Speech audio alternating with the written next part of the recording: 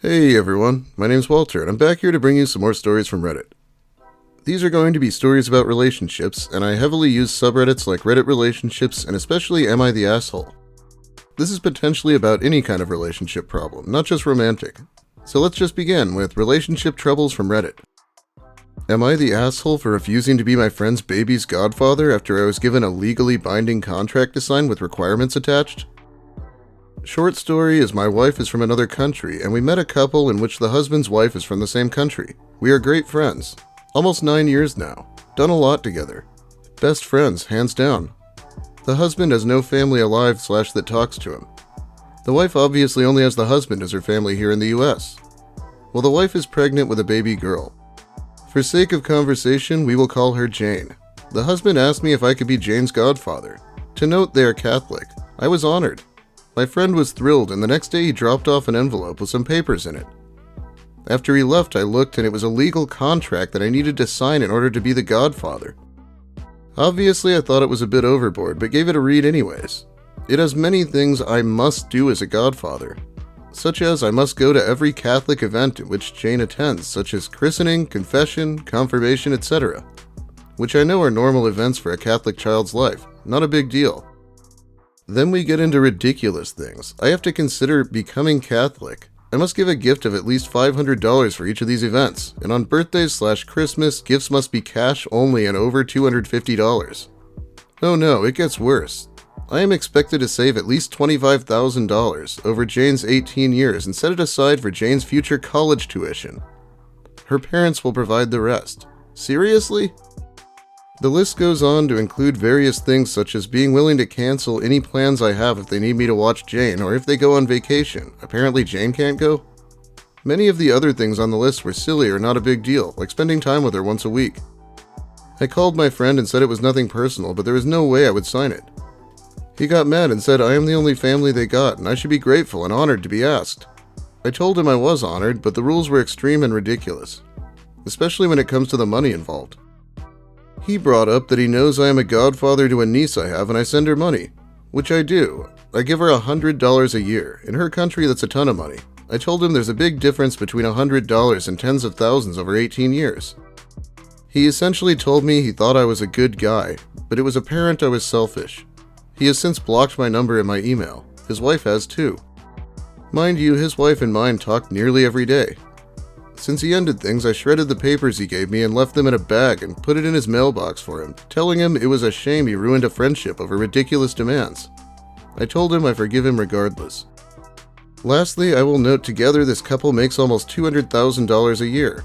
My wife and I make not even $35,000 a year. So am I the asshole for refusing to be Jane's godfather? Added info below. I should add that while I don't know what the wife's involvement in the contract was, many people that come from her country tend to be married to, let's say, wealthier men here. So they tend to live lavish lives and spend a lot on their kids. Some tend to also look down on small gifts. For example, if you don't have a Michael Kors purse, they judge you. So maybe the money thing was the wife's idea. If someone wants to spend a ton of money, that's up to them. But I don't want to spend a ton of money on a child that isn't even mine. At least not $25,000. This can't be real, right? I'm getting annoyed just reading it. I actually had godparents when I was a kid. I think they're supposed to take care of you if your parents die or something. Probably a bit of an outdated mechanic by this point. I have to feel like such a one-sided contract shouldn't be legal. Anyway, I have a classic post here that's known for a couple different reasons, one of which being the incredibly weird fake name the author chose for his friend. Let's get into it. So, I made a blunder that has caused me a lot of trouble in the past few months, and although I think people are overreacting, I wish I had not done it. I was the best man at my friend Torquebuzz's, fake name, wedding a while ago. Me and Torquebuzz have been friends for over 15 years. I had been dating my then girlfriend for 4 months and we decided to get married. I had the idea to just do it as a quick surprise at the reception for Torquebuzz's wedding. Just hire an online minister to do it quick, it'd take 5 or 10 minutes. It would save me and my wife money from having to pay for a fancy wedding, and I thought Torquebuzz and his new wife and the guests would get a kick out of it. I thought they'd be happy about it and get the chance to celebrate a double wedding. Well, this story is really going places. I know people go nuts about their weddings sometimes, but I can kind of see why if they're spending potentially tens of thousands of dollars on one short event. This guy clearly hasn't thought that through. So during the reception, I stood up and said I had a quick announcement. I then got everyone to gather around and I said, "Oh my god, it's a double wedding," in the tone of that famed double rainbow video. Nobody quite got it yet, but then I had the minister start going. Everyone seemed to be respectful, but what I see in hindsight is that it was actually awkward silence. It took less than 5 minutes, but I married my wife. I then shouted, "Let's get this double wedding back to partying," or something like that. Immediately I could tell the vibe of the wedding was off. Everyone was shooting me dirty looks and I could tell they were talking about me. I thought everyone would be happy about my special day. Obviously, I fucked up. A few minutes later, my best friend pulls me outside and he is full-on irate. He is yelling at me saying, "What the fuck is wrong with you? And you ruined the fucking thing, and my wife is crying on her wedding day." I tried to explain myself, but he wouldn't have it. He made me and my new wife leave, kicked out of our own double wedding. I got all kinds of shit from everyone, blowing up my phone, calling me all kinds of things. My best friend and his wife told me not to contact them for a while. This hurts my feelings a lot because he is my best friend. I care about him and this was my greatest friendship and I miss hanging out. I really did not mean to ruin a wedding or cause harm. I honestly thought of it as a bonus that would make their wedding even more fun and memorable than it was. I thought it would bring joy to them. I truly think they are overreacting, but now that I see how it went down, I'd give anything to go back in time and not try a double wedding. I ruined a friendship with my poor mistake. Of course, this whole thing was too much fun for Reddit, so it's deleted now, but I do have the original text, and a Redditor reposted some highlights from the author in his comments. He just refuses to get it. I didn't take anything away from the wedding. I added to it. I expanded it. I elevated it. I brought more. I didn't take anything away from. Do you understand that? Now I know it backfired. I admit it. I didn't know my friends would take it that way.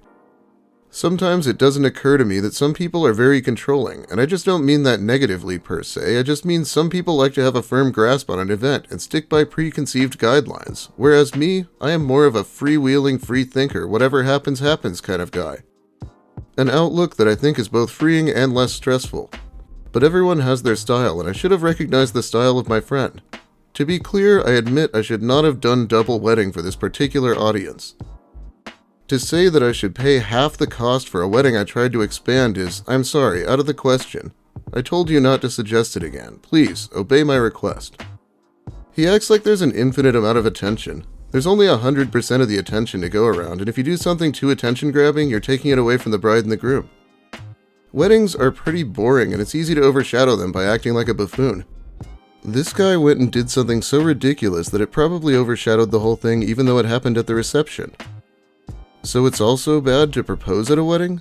I'm sorry, I just do not get it. Is it possible people are a little too uptight and controlling about a wedding? I prefer a more relaxed mode of life where we don't need to be so rigid and demanding. A wedding is a romantic event, a charming thing. If somebody had got engaged at the wedding I had, the double wedding referenced in this post, I'd have been flattered, amused, and super into it. Fuck, I'd urge them to make it a triple wedding, but that's just me. I am respectful of experience, art, and interconnectivity. If we imagine that reality, including the structure of events on society, is an inflated balloon, your perception point is currently on the outer surface of the balloon on a point. You see only the immediate surroundings of the balloon surface and have no comprehension as to what it means to consider more freeing alternatives. Yet my perception is a floating orb inside the balloon. As such, my perception is capable of free flotation within the space of the balloon, allowing me to innovate new structures in the wide empty space. I am not saying your surface-stuck outlook is wrong. Everyone has their own style, but someday you might want to look inside the balloon. I am crafting a more thorough outline of this philosophy if you are interested in learning more. Oh man, I think this guy just might be a neckbeard.